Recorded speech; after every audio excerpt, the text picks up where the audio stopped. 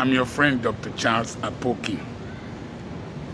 I met a group of my subscribers and followers at the Nnamdi Azikiwe International Airport at Abuja. They included a professor and a lecturer in Germany here. He's into AI, and somebody resident in the United States. In fact, they are intellectual elites. And these were people, or these are people whose parents are Christians. Parents are pastors, and they raised them up with the fear of the Lord. One of the points that was raised is that pastors of today arrogate to themselves an unnecessary pride and sense of authority over people, their finances, and their lives.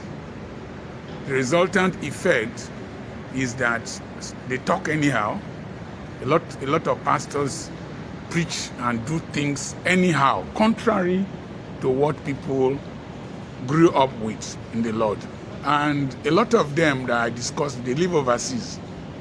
And we came to a conclusion that a lot of our pastors, the messages they are preaching cannot cross Murtala Mohammed Airport and make impact unless they also gather fellow Africans and fellow Nigerians in such meetings where the emphasis is on prosperity because we are poor, because government is non-functional.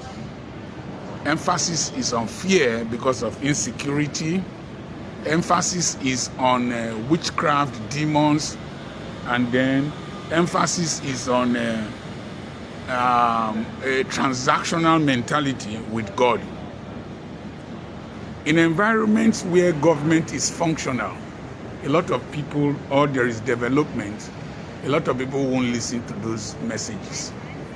That our churches are noisy and we confuse it with vibrancy is because of the level of ignorance and illiteracy and suspicion and fear that a lot of these people have. If government provided good health care, good facilities, social security, you won't be telling somebody about prosperity. If electricity is regular, the country is beautiful, prosperity wouldn't be the message. It will be responsibility, it will be love and productivity. And we found out that I found out that from the discussion that these children whose parents were pastors have stopped going to church, the physical church with 4 walls. They now attend services online. And because the services they attend online, you can ask any question that you want to ask, and the pastor has to answer. If he doesn't know the answer, he will tell them that he will provide an answer the next time they meet. And so we must start re-educating our pastors, redirecting their minds towards preaching the same gospel, but with a little bit of depth, because these children, our children, are not like us.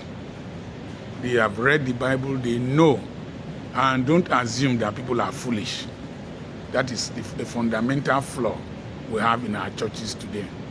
Now, in an organized environment like where I am today, people concern themselves more with justice, faith, and love. And that is the core of our relationship with God. Let's do a rethink. I remain your friend, Dr. Charles Apoki. I am reaching you from Frankfurt. God bless you.